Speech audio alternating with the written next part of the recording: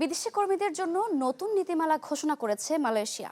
এর আওতায় প্রবাসী কর্মীদের ভিসার মেয়াদ ক্যাটাগরি ভেদে ৫ থেকে ১০ বছর পর্যন্ত নির্ধারণ করা হয়েছে।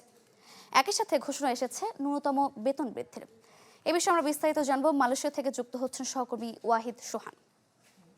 সোহাদ, আমরা নতুন নীতিমালার কথা বলছিলাম, এটি কবে থেকে কার্যকর হবে এবং প্রবাসী বাংলাদেশিদের প্রতিক্রিয়া আসলে কেমন? আপনি যেমনটি বলছিলেন, সরকারের পক্ষ থেকে যে স্বরাষ্ট্র মন্ত্রণালয়ের পক্ষ থেকে যে বিবৃতি দেওয়া হয়েছে সেটিতে বলা হয়েছে যে যে সমস্ত দক্ষ কর্মী রয়েছে, এই দক্ষ কর্মীদের জন্য সরকারের পক্ষ থেকে আগামী ১লা জুন থেকে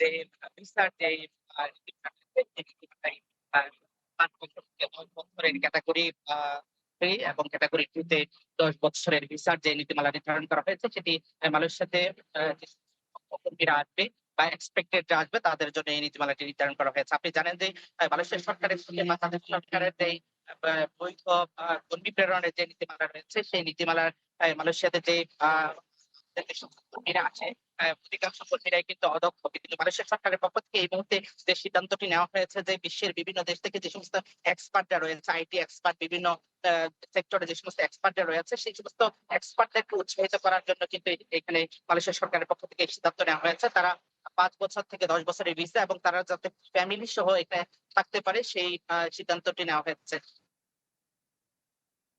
যে ক্যাটাগরি 3 যেই ভিসাটির বিষয়টি মালয়েশিয়ার স্বরাষ্ট্র মন্ত্রণালয়ের পক্ষ থেকে দেওয়া হয়েছে সেটি হলো ৫,০০০ থেকে ১০,০০০ রিঙ্গিত তাদের স্যালারি হবে এবং যাদের ক্যাটাগরি 2 তে যে ভিসাটি থাকবে সেই ভিসাটিতে তারা যে ৫,০০০ রিঙ্গিত থেকে তাদের ২০,০০০ রিঙ্গিত পর্যন্ত তাদের যে স্যালারি কাঠামোতে নির্ধারণ করা হয়েছে। আমি আরেকটি বিষয় বলে রাখি যে মালয়েশিয়া বাংলাদেশ কিন্তু বৃহত্তম শ্রম বাজার। এই শ্রম বাজারটি বিভিন্ন জটিলতার কারণে কিন্তু দীর্ঘদিন থেকে এটি বন্ধ হয়ে আছে। এটি আবার নতুন করে আলোর মুখ দেখতে যাচ্ছে এবং তারই পাশাপাশি এখানে যে সমস্ত অবৈধ অভিবাসীরা রয়েছে মালয়েশিয়াতে ইতিমধ্যে যেই শ্রমিকের সংকট দেখা দিয়েছে, মালয়েশিয়া সরকারের সাথে বিভিন্ন সময় বিভিন্ন শ্রমিক সংগঠনগুলো এবং বিভিন্ন ব্যবসায়িক সংগঠনগুলো ইতিমধ্যে আলোচনা করে যে সিদ্ধান্ত উপনীত হয়েছে যে মালয়েশিয়ায় বড় ধরনের ধরপাকড়ের কারণে ইমিগ্রেশনের অভিযানের কারণে যে সমস্ত অভিবাসীরা ইতিমধ্যে দেশে ফিরে যাচ্ছে অথবা যে সাধারণ ক্ষমা দেওয়া হয়েছে ৫০০ রিঙ্গিত জরিমানা দিয়ে তারা কিন্তু দেশে ফিরে যাচ্ছে, এই প্রক্রিয়াটিকে একটি সঠিক নীতিমালার আওতায় নিয়ে এসে যে সমস্ত শ্রমিকরা চলে গেছে তার বিপরীতে শ্রমিকের ঘাটতি পূরণের জন্য কিন্তু মালয়েশিয়া ইতিমধ্যে একটি সিদ্ধান্ত নিয়েছে যে তারা নতুন করে আবার যে সমস্ত সোহান, অভিবাসীরা ধন্যবাদ আপনাকে। চলে গেছে